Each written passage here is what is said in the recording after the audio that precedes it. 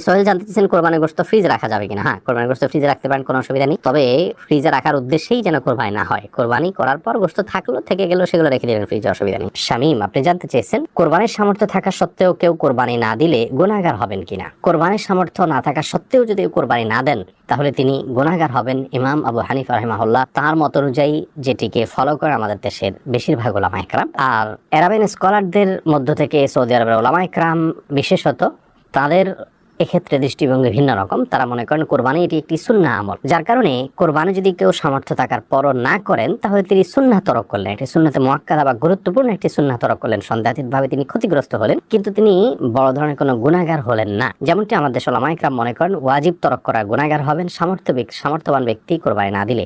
আমাদের উলামায়ে কেরামের দলিলটি অত্যন্ত সমৃদ্ধ। এক্ষেত্রে নবী সাল্লাল্লাহু আলাইহি ওয়াসাল্লাম বলেছেন যে ব্যক্তি কোরবানি করার সামর্থ্য রাখে অথচ কোরবানি করলো না, সেজন্য আমাদের ঈদগাহে না